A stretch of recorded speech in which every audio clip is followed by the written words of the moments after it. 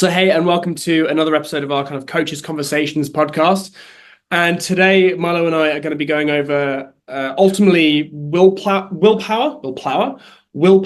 versus habits. Are you someone who lacks willpower? What's actually the importance of habits? Do we really care? And ultimately, how does this all affect our ability to reach our goals, whether that be lose weight, gain muscle? So thank you for joining me, Milo. Hello. And let's crack on in. So I think that the first thing to do here is probably to define the two things that we're talking about, right? So willpower and habits. Do you want to open your thoughts on that?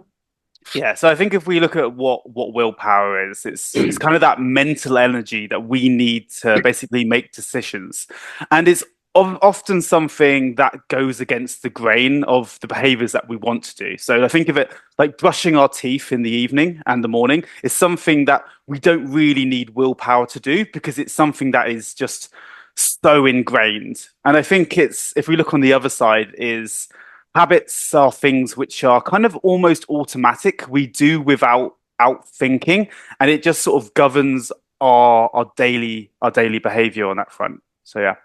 Yeah, 100%. So yeah, I think they make sense. I'm not going to go over to them too much. I think you've nailed that. I think the important thing in this is if we put this in the context of most people's lives, I don't know about you, but do you see a lot of people who have a goal, have difficulty doing the behavior that leads them to their goal? And often they'll just kind of have a stern word with themselves and say, oh, I just need to have more willpower, or I just need to be more disciplined, or I just need to do the thing. And then a million times that never works, right?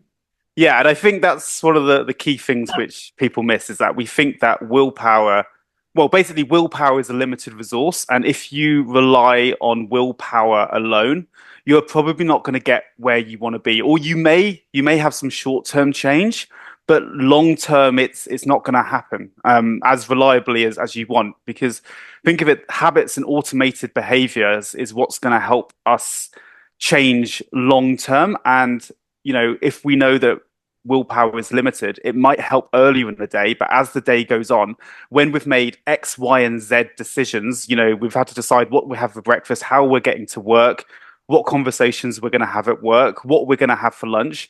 When you get to the evening and you're going, oh, I want to go to the gym for 6 p.m. and then I want to have a healthy meal, you are just so fatigued because you've had to use willpower so many times that then you go and make a decision which is probably not that conclusive to the results that you want. 100%. I think that's such an important point to make. And there's research to back this up now that willpower is a finite resource. It's something that we do spend through the day. And you're right in the sense that we tend to have more willpower or more decision-making capacity in the morning. And then as we continue to either display willpower or make decisions as the day goes on, that resource starts to go.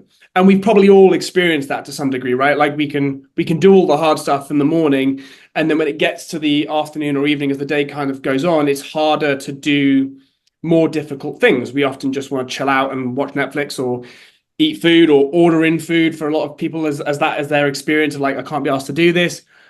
I think we can all experience that as a real thing. Another title for that is decision fatigue, which people have probably come across maybe a little bit more frequently. Um, yeah, I think that's really vital to recognize in the first place. And the important thing that we want to discuss here today probably is how we can use habits, and we'll talk more about what that really means in recognition of the fact that hey, I'm really not gonna be able to make these difficult decisions all day every week. So how can I best set myself up knowing that as a fact? Does that make sense? Yeah, I think it does. And I think just touching a little bit on the science here, like think of it, there's two parts of the brain. Well, there's more than two parts of the brain, but there's two parts involved in here. We have the prefrontal cortex, and this is something which handles a lot of our conscious decision making, so the planning, our impulse control, and willpower. But as we said, it can get burnt out and fatigued. And a lot of the more automated processes that we have in life are handled by something called the basal ganglia. which basically just operates on autopilot. And think of it as a recipe. The first time you make a recipe, you're following steps 1, 2, 3, 4, 5 in order. When you've made that recipe 10 times, you'll probably be doing step 1 and 3 at the same time because you realize it quickens up the behavior. And I Yeah. think that's the difference there between making decisions and then them being the willpower decisions, and then the actually it becoming a little bit of a habit on that front. Yeah, 100%. And to make this point on the habit, whether that I think that word's been affected a little bit by the fitness industry because we've been fed it so much as like a habit-based program. You need healthy habits, blah blah blah. And I think a lot of people think that they maybe don't have habits. They don't necessarily recognize the fact that like actually when you consume a load of food after having an emotional response, that's a habit. There are so many things that we do in the day, like brushing our teeth or going to the toilet at a certain time or going to bed at a certain time, or the things that we do automatically in our lives with little to no thought. That's the truest sense of a habit, right?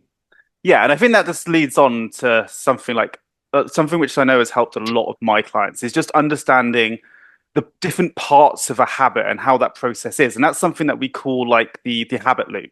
So Mm-hmm. we have a concept where we have a cue, we have the routine, and then we have the reward.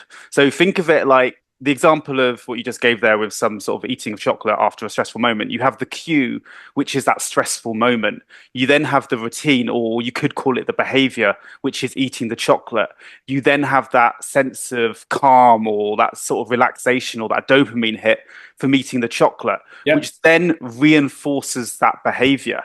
And just going back on like so much of our habits, we think that the actual behavior or the routine is the really important thing. But a lot of the time, it's the things which come before and after it, which are probably more important. And just touching on the cue here, like think of the cue is basically what triggers the routine.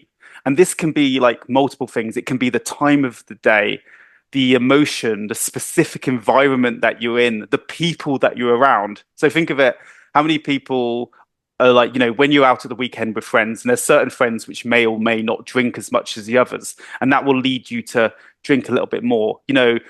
Friday night, is it typical that people have a few drinks after work for relaxation or a takeaway? It's these cues which then lead to that routine. Absolutely. And that's really important when we're trying to implement new habits, right? Mhm. Um, because so there's great research to show that we need to be very intentional with the way that we set habit-based goals. So individual one says, I'm going to exercise more. 9 times out of 10, that doesn't happen because it was just too diffuse a goal ultimately, as opposed to an individual who goes, I'm going to aim to exercise 3 times a week on Monday, Wednesday, and Friday, and I'm going to try and do that just before work. When we have that, that's setting that cue, right? Mhm. So that starts to go, okay, last thing in the morning that I'm going to do is go to the toilet, have a bit of food or drink. I'm going to get my stuff ready for work, and then I'm going to leave to go to the gym, and then I'm going to go to the gym, and the reward after that. So that's the cue. The routine is us ultimately to some degree just turning up to the gym. After that, just it just happens, right? Yeah. And then the reward, it could be multiple different things. You could give yourself a physical reward, but the truth is we'll probably get an endorphin rush. We'll get a bit of dopamine. We'll feel good for having done that thing.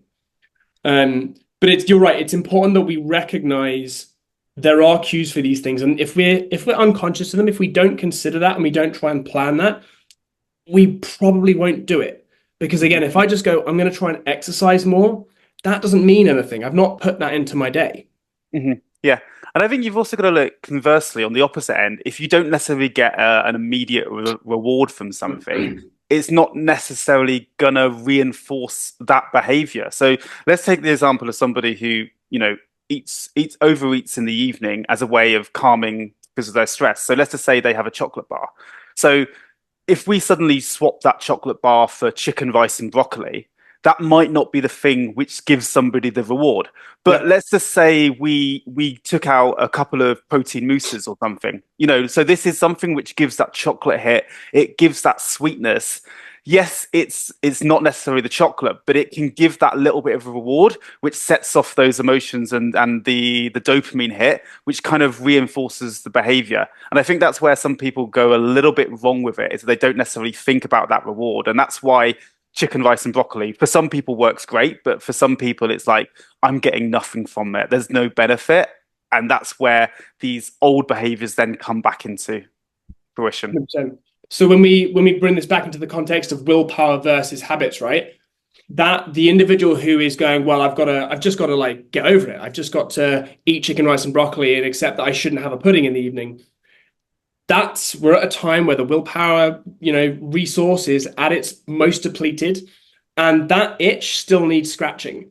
Whereas if we come at this from a habit perspective and we recognize that these habits already exist, I've had a long day at work, I'm stressed, and I need something to kind of like give me a dopamine release and help me kind of soothe a little bit, then I probably need some sort of carbohydrate, sweetness, something that's going to give me that response. And there's a spectrum, right? There's a spectrum between me smashing in an 8 packet of cookies and, not having a dessert at all. There's somewhere in between there where I can still, exactly as you said, I can still kind of scratch that itch a little bit, but I'm just starting to move along this continuum a little bit. And that's me using habits versus kind of mindlessly relying on willpower, which is not ultimately going to work long term. Yeah. And I think just, that was just kind of one example we used there, but like of basically swapping it for something different. But it doesn't just have to be swapping food for food. Like think of it, if it's something emotional, then we can swap that as just, it can be anything to distract you. So you go out for a 10-15 minute walk, that sometimes resets your mindset. And then you feel a lot calmer. And then you feel like you no longer need that hit of sweetness to basically to overcome that situation on that front. So it's not just like for like swaps. There's many different layers of different options that we can choose. Absolutely. So actually, I think this brings us really nicely onto. So first off, if we perceive that we have all these habits, right? We have habits that may serve us better than others in kind of reference to our goals. So there might be habits. So I'm an individual who's trying to get healthier and happier. I have habits that might be positive in that sense, but I'll also probably have habits that aren't so positive in that sense. Now, the old school willpower mindset is to go, well, I just need to remove those habits. I need to stop engaging in those habits. But the research suggests that that's actually not how we're going to overcome that. We can't really just stop doing a habit because it's literally like a Pavlovian habit. We've ingrained that. There's a series of neurons in our brain. There's a pathway that exists for our need and want to do that. The moment that we stop being conscious for even a split second, that thing is going to happen. The research suggests the only way that if we want to participate in that habit less is to replace it with something else and then ingrain that enough that then becomes the path of least resistance. That makes sense? Yeah, and I think, by doing that, like let's just take fat loss for a goal. And we know that the only thing that works is a calorie deficit. So for most people, it tends to be eating less energy. Like basically changing your whole diet in one is a really, really big task, but maybe starting small. So, right, let's just focus on breakfast and making that a little bit better. Basically starting small. And then when you've got consistent at that, when you've made breakfast a habit, moving on to lunch, that's far more likely to happen than just saying, I'm going to eat different meals. My snacks are all going to be healthy on that front. And I think, the thing is like, it's not always going to be perfect initially, but keep trying at that small habit, and then eventually it will stick with consistency. Absolutely. So to rehash the point that you made about the neurophysiology in this, and to get a bit nerdy about it, when we introduce a new habit, any new habit, we do have a period of time where we have to engage the prefrontal cortex, the thinky part of the brain. That's us, actively expressing a small amount of willpower, or depending on the complexity of the habit, there's a corresponding amount of willpower in order to do that, and an amount of prefrontal cortex engagement, decision-making power, right? It takes effort. Through repetition, our aim is to get that to stop being utilized by the prefrontal cortex, something that we have to think about, and it becomes eventually programmed in the basal ganglia, this autonomic part. It's the thing that the habits that we do like unconsciously, that's where we're working to get it to. And the research suggests that the more complex the habit, the more time it takes us in the prefrontal cortex, and the harder it is to get into the basal ganglia, and therefore the less likely we are to be able to sustain that habit long term. Whereas if we make these habits stupidly simple, i.e., right now I'm, having a bowl of cereal for breakfast. And again, I'm just using, it can be anything, but we'll use food stops because it just makes most sense to people. I'm having a bowl of fucking, what's a sugary cereal these days? What exists? Oh, Golden Grahams. Do they still Golden exist? Grahams. Grahams. I don't know if they do. And let's assume that a portion size of Golden Grahams is supposed to be 25 grams, which is no one's having 25 grams of Golden Grahams. Mhm. So I'm actually consuming 75 grams of Golden Grahams. And a tiny easy thing on this could be, well, I might consume 50 grams. Mhm. I might start just fucking weighing it and just being Yeah. aware of what's coming in. I might have the exact same amount and switch it for a slightly less sugar. I'm trying to make this so unbelievably simple because that is going to speed up the transition between my prefrontal cortex engagement and that just becoming an automatic behavior. Whereas, like you said, let's say I go straight away to, well, actually, I'm probably going to intermittent fast in the morning, and then I'm going to have some protein and veggies for lunch. And I try and make this lifestyle habit all of a sudden. I make this really complex habit. And I don't get me wrong, even if I do it all right, like with cues and rewards, I am going to have to express far more willpower in order to sustain that for a longer period of time. And again, the research suggests that's not going to ultimately lead to me making big change long term, right? Yeah. And I think what I loved about that example is that it's a yes or no answer. There's no ambiguity. I think I've said that wrong. Yeah, ambiguity. Ambiguity in that one. Like, it's having 50 grams of having 50 grams of cereal as opposed to having a bit better breakfast, which is a little bit wishy-washy. And if you think of, we've all kind of heard of SMART goals. It's specific to what we want to do, i.e., we need to reduce the amount we need to eat. It's measurable. You've got a simple yes or no answer. Is it achievable? That's down to a case by case basis. But I think based on the context that we had in that situation, yes. Is it relevant to what you do? And there's some sort of time bound sort of nature to it where you can set the time frame that this is going to be a habit. And I think, that's far more likely to happen as I go from willpower to then become a habit than eat healthier. Because what does that mean? Like, that's it's a very like continuum driven question as opposed to something which is specific to reducing the amount of food that we eat. 100%, Milo. So what's really interesting this, and I don't propose to have the answer to this, but I have no doubt that you and I have both experienced individuals who just don't want to itemize this. They don't want to decide on a breakfast. They don't want to make the decision in planning because there's a sensation of rigidity inside of that. Mm-hmm. But for those exact same individuals, we have to build the understanding of I do get that, but if we look at your day, you've already made that decision. You have a thing that you tend to have for breakfast. Those habits exist. You don't have the freedom and the flexibility that you believe you have, because if we truly analyze your day, you're doing something that is autonomic for the repeatability. And the only way that we can sustainably combat that is to isolate it, understand it, and then find small ways of changing that. But you're right. If we're so diffusive, like, well, I'm just going to eat a better breakfast. No, we won't. And I know that's really crap to say, but that's what we've seen, is that if we're just too diffuse about it and we don't have something that we're trying to be specific, something that, sustainably we can ultimately say, here was my plan. Mm-hmm. Did I or did I not do that successfully today? Not to make myself feel shit or feel great, but can I track that habit over time? Because again, if I can track that sustainably, I'm kind of reinforcing the ability to move that from the prefrontal cortex into the basal ganglia, making it an automatic habit.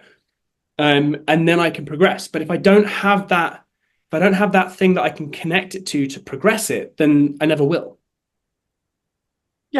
Yeah. I think that's in a nutshell. Just talk about what we need to just understanding that going from, like, I look at, like, think of it, behavior change is a little bit of a continuum. Look at it. It starts with a motivation. There's that little spark which gets you doing something. We require willpower to keep that going. Willpower then goes to habits. Habits then goes to this position where it's an automatic behavior, which is a habit, and you just enjoy doing it for the sake of kind of doing it. And I look at that's the kind of continuum that we need to kind of work towards to just make those habits kind of stick long term and then reach the goal at the end of it. Yeah, 100%. And I wanted to go more about ultimately how we change this for the long term. But in truth, I think we've yabbered on enough, so maybe we can make that as a follow up episode to this. But I think we've clarified here. Number one, that willpower is a thing that I think we can all recognize is something that we often try and lean on, but it's important that we recognize we can utilize it, but it is also a finite resource. And if you're someone who's having to make multiple decisions in the day and expend that resource, then we need to be aware of that. And we need to recognize that there are other options, although it might not mean that you do everything perfect right now. And I get that that's irritating, but ultimately, if creating positive change in the long term is important to us, we have to recognize that the only real way to come at that, besides completely upending your life and no longer working and whatever the situation might be, in order to reduce that decision fatigue, is to progressively and very minutely implement habits into our day. Does that seem fair? Yeah, I think, rely on willpower. It will work for a short period of time, but in the long term, it won't. The more that we can habitize our life and almost create our life as a little bit of a system, the more successful we will be long term in just basically achieving whatever goal that we want. Yeah, cool. And ultimately, if you want to dig deeper into this, I've actually created a course on the science of habits.